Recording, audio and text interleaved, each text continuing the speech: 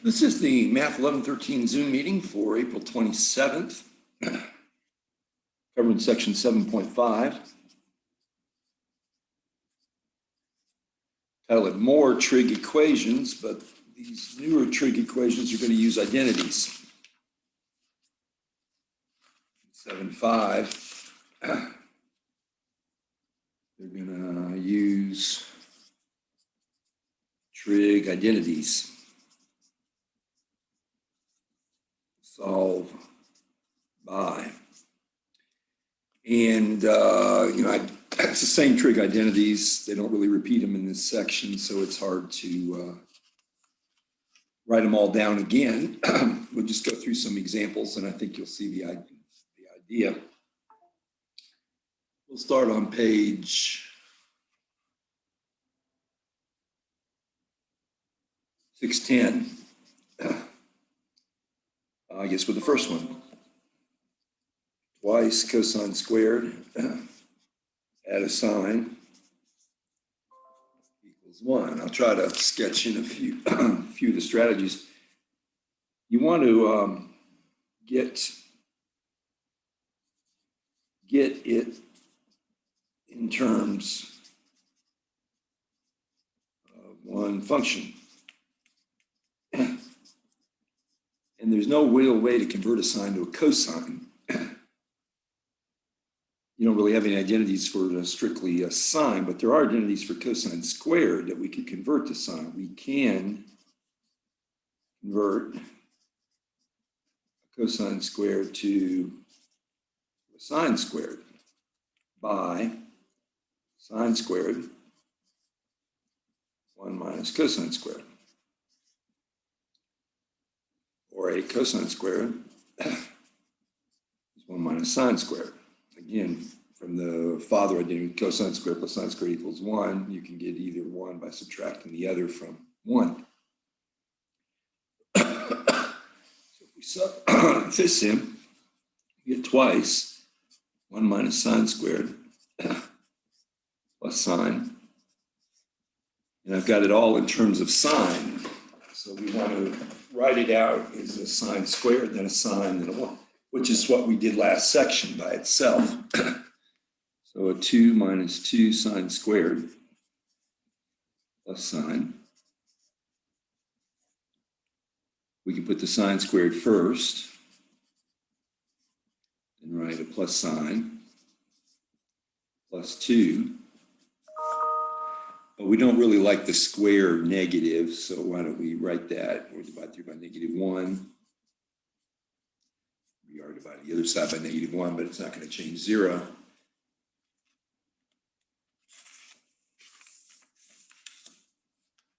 So you're getting twice sine squared minus sine minus 2.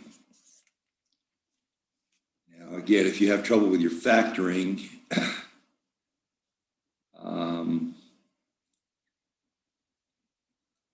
you can always go to a quadratic formula. I can see it factors. Let's see if we can get it to factor. If we can, we'll go to a quadratic form. Twice sine theta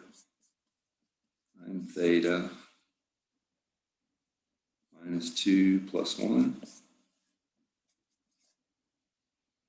plus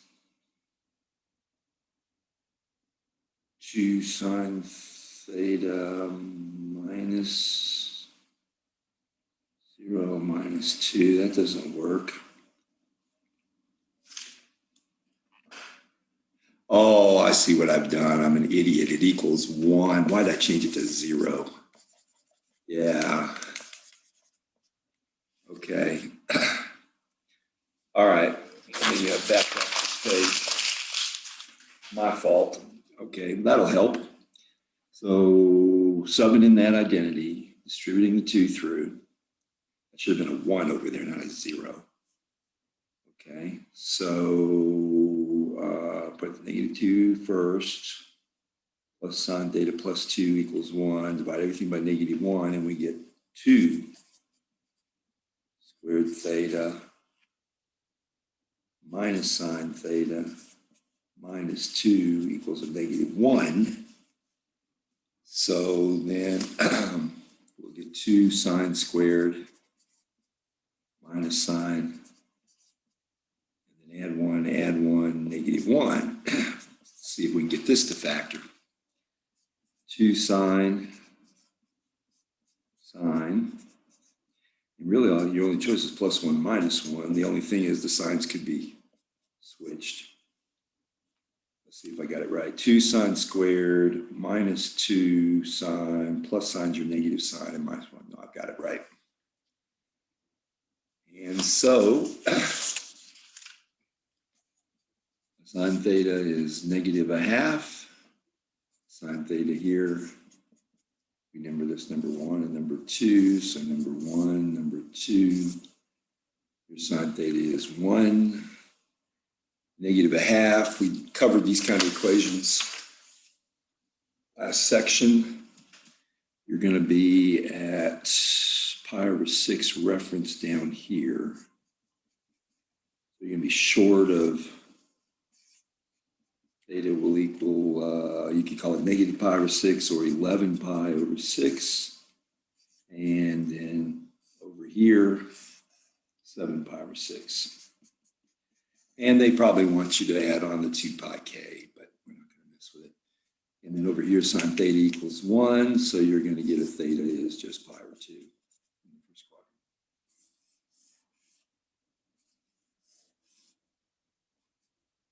Okay. I'm just going to write down the front numbers. Book can add on the plus 2 pi k. And we just walk through these.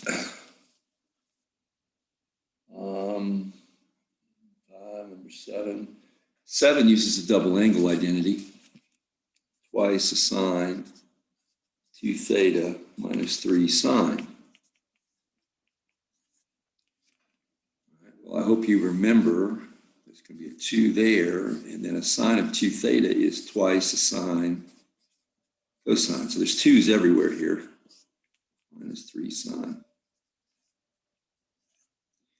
By itself, a sine of 2 theta is twice sine cosine, and then it's got a coefficient of 2. So that 2 is this one.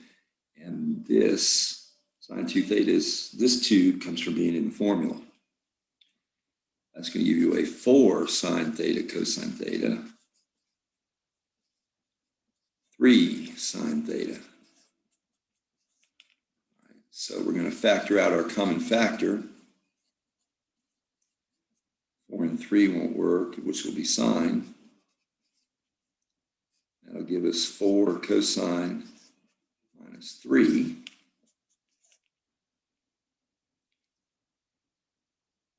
Four sine cosine on the first minus 3 sine, yeah. And so number 1, number 2, so number 1 sine theta equals 0. So theta is 0, pi, and 2 pi. Memorized. And here cosine number 2, cosine of theta is 3/4. Well, that's a rat. If this is bigger than 1, we can quit, but it ain't. It's not. So first cut at it, we're going to need the arc cosine of 3/4.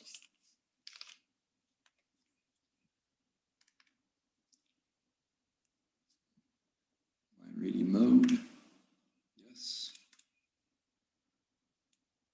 Cosine 3/4, 0.7227. We're in the first quadrant. X leg is 3/4, angle 7, and our next. The same identical X leg into the fourth quadrant, and we'll be at 2 pi minus there and there. 2 pi, 227.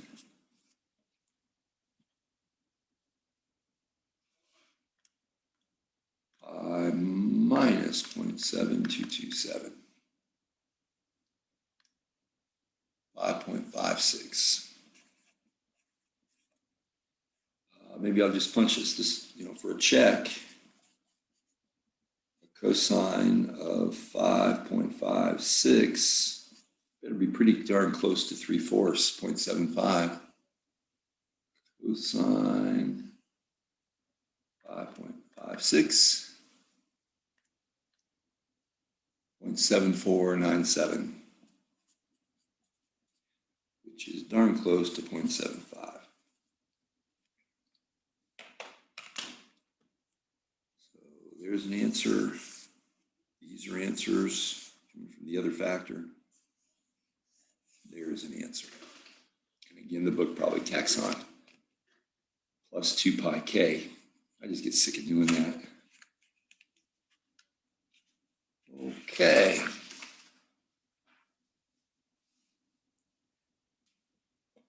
What is another one?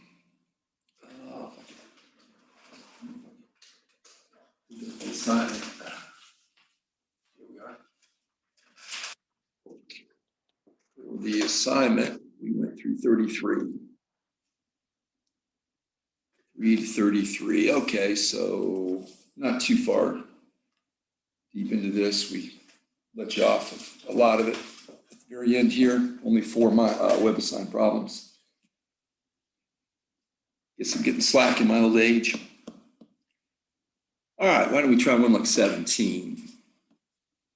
Page 610. Twice a cosine of 3 theta equals 1. Fine. Okay, find all solutions, find solutions in the interval 0 to 2 pi. Okay. This is where our knowledge of the circle and everything, and this can get pretty technical. Okay, find, really only want part B. The all solutions in part A, that's when you're going to add the 2 pi k. B, this is where things get technical. All solutions 0 to 2 pi. Notice that they stuck a parentheses actually there. Remember, they're not including 2 pi.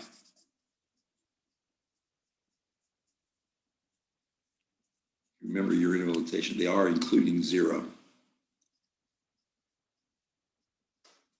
They're including 0 with the bracket, but not including 2 pi. All right, if you can kind of see your first step here, there's no formula for a cosine of 3 theta. You're dividing by 2, divide by 2. Cosine of 3 theta is then 1/2. Now come over here kind of in scratch paper. Remember, if it was cosine theta equals 1/2, you're going to be at pi over 3. And you're going to be at 5 pi over 3. Because you're going to be where your x leg's 1/2. And that is going to be pi over 3. And that is going to be pi over. Your reference in both spots is going to be pi over 3. And you'll have your x leg 1/2. And you're done. But this is a 3 theta. But it's going to use the same spots.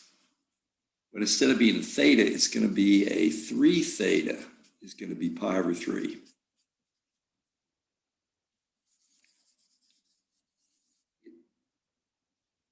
It's going to be 3 theta equals pi over 3.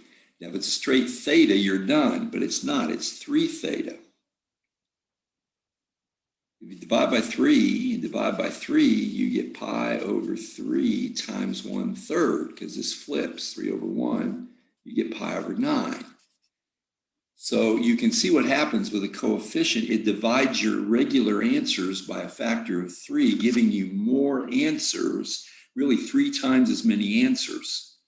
Over here, you're going to get 2 answers inside 0 to 2 pi. Separate this off. Here, we're going to get like 3 times as many answers because you're dividing each of the values by 3. Now, the book would probably add on a plus 2 pi k in part A there. Your second one, again, corresponds to this. 3 theta would be 5 pi over 3. And your theta is going to be 5 pi over 9. I won't write it all out. We divide by 3. See how the 3 converts to 9. So here your theta is pi over 9. These are your first two numbers. And here theta is 5 pi over 9.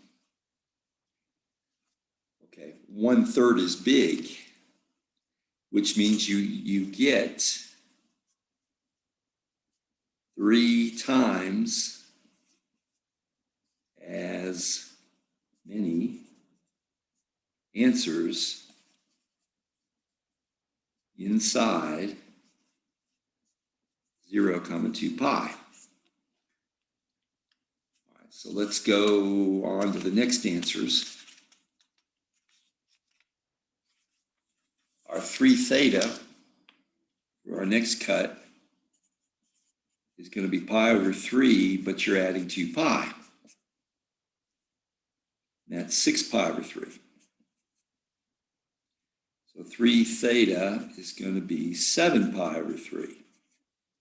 Your 6 pi over 3, add pi over 3 is your 7 pi over 3, and your theta is going to be 7 pi over 9. Okay, it's kind of very important to know when you can quit and what quadrant these are in. This is second quadrant. How do I know this? Because at 9 pi over 9,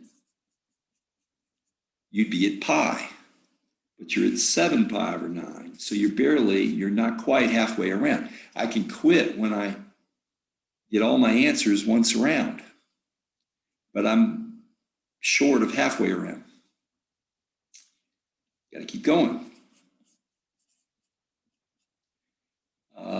You'd be 3 theta is equal to 5 pi over 3, add 2 pi, 6 pi over, which is 6 pi over 3. So 3 theta is 11 pi over 3. 6 pi over 3, add 5 pi over 3 is 11 pi over 3, and your theta, 11 pi over 9. And can you see you've come across into the third quadrant, but you're still a little over, barely halfway around. 11 pi. 11 pi over 9. All right. Again, I can quit when I get around once around, but I'm barely halfway around. So one more cut at it. This is where you're getting 3 times. Now you'd be at double the number of answers, and I'm going to go probably to a 5 and a 6, which is 3 times your number of answers from the factor of 3. 3 theta then is going to be pi over 3, and you're adding 4 pi. Or you could go the 11 pi over 3 and add 2 pi, either one. You're going to be at 12 pi over 3. So 3 theta is going to be at 13 pi over 9. 13 pi over 3. Theta will be 13 pi over 9. Jumbling my steps. Your 3 theta is 12 pi over 3. Add pi over 3 is 13 pi over 3. Divide by the 3, you get 13 pi over 9. All right. When can I can quit at 18 pi over 9.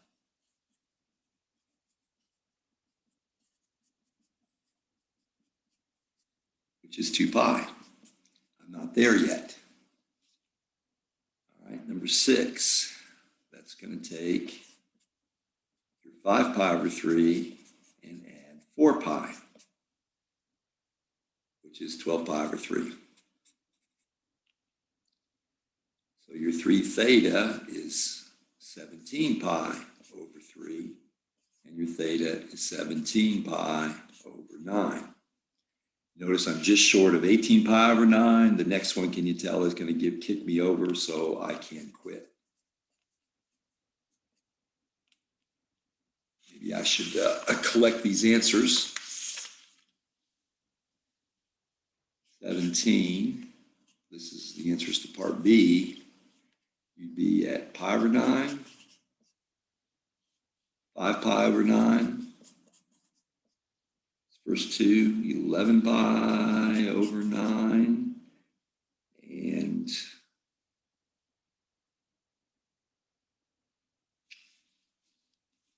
you're at pi over 9, 5 pi over 9. Your next answer is 7 pi over 9.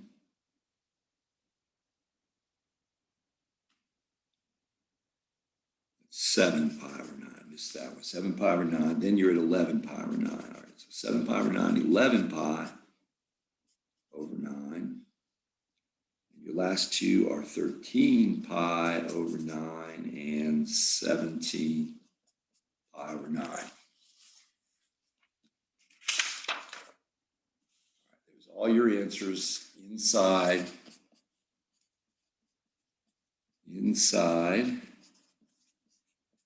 0, 2 pi. See, I'm just short of 18 pi over 9, which is 2 pi. I'll go ahead and look this up and see if I'm an idiot. 7, 5, 17.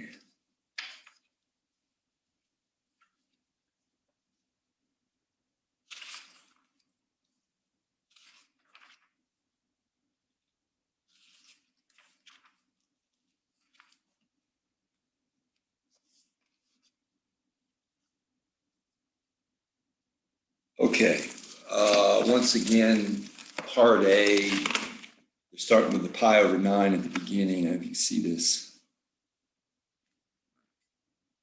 And then adding 2 pi k, but it's 2 pi k over 3, 5 pi over 9, 2 pi k over 3. That's how they're writing all the solutions.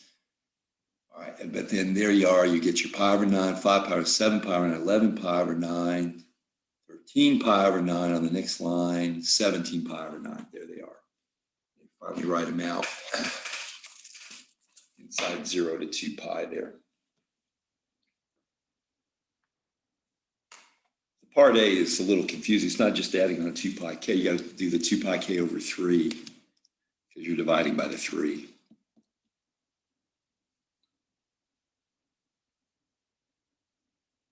All right, why don't we try one like 23? Cosine of theta over 2 minus 1 equals 0.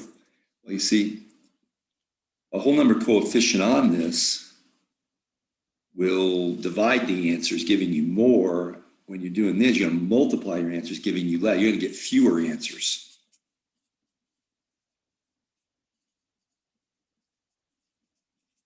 Inside 0, 2 pi.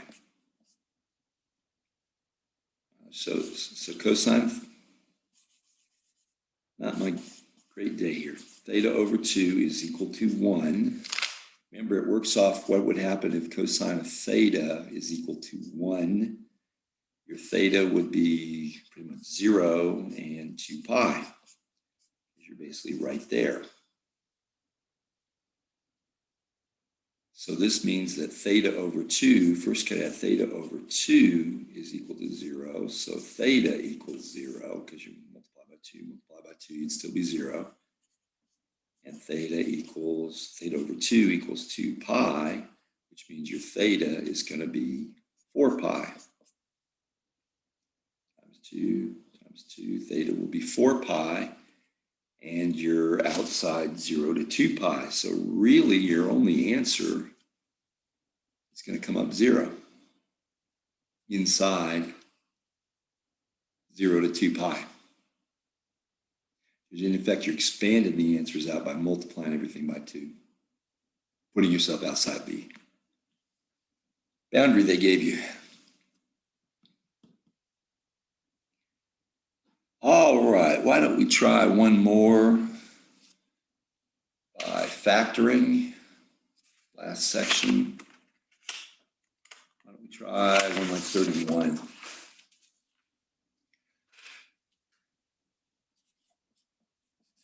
Page 611, 3 tan cubed and squared minus tangent, add 1 equals 0. Okay, 4 pieces pretty much says factor by grouping. Remember your grouping. Take the first 2, pull out a 3 tan squared, and you'd be left with a tan theta minus 1. You got to have an identical group here, tan theta minus 1 equals 0. And so this multiplies back, and then you're going to need to get a negative up there. You're going to need a negative 1 there. Negative tan theta and negative times negative is your positive 1. Now you factor out your tan theta minus 1, and you're left with 3 tan squared minus 1. All right, now it's a matter of setting each piece to 0. Piece 1, piece 2. Piece 1 will be the simplest one. Tan theta equals 1. Theta is going to be pi over 4 and 3 pi over 4. Not 3 pi over 4. 5 pi over 4. Meaning you're going to be up in the first quadrant and third quadrant, where your reference is pi over 4. So your pi over 4 bigger than pi, and you're straight pi over 4, and the book probably tacks on a plus 2 pi k. Not really giving any conditions on the answers. All right, if I take number 2, tan squared theta, can you tell, is going to be positive 1/3. Your tan theta will be plus or minus the square root of 1/3. That'll be plus or minus 1 over root 3. Tan theta is then going to be plus or minus root 3 over 3. And those are circle values. All right. Let's go to the next page. So your first cut at it, tan theta, I guess we're under number 2, is positive root 3 over 3. And that is going to be at pi over 6. So your theta is going to be pi over 6 and 7 pi over 6, because it's going to be over here as well. Pi over 6 bigger than pi over 6. Right. And if you go tan theta negative square root of 3 over 3, well, then you're going to be pi over 6 into the other quadrants. Pi over 6 bigger here and here. That's going to give you 5 pi over 6 and 11 pi over 6. So that is all your circle answers for both of those. It's a matter of being able to factor it and write down your circle answers. If this had not worked out to be any kind of circle, I was afraid it wasn't, but when I saw this, I thought, oh yeah, that's off the circle. You just have to do your arctangents and play the same kind of games, and you wind up with nasty decimals, which may happen on some of the other problems.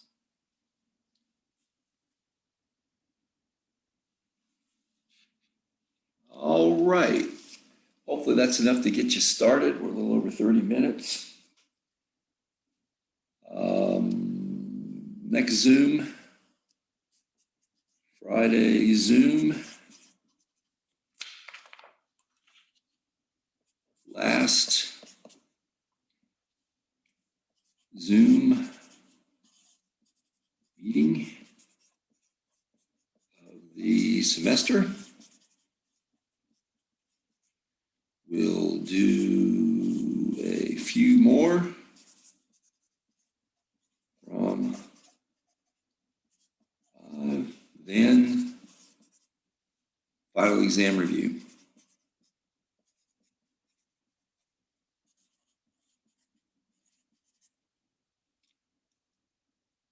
All right.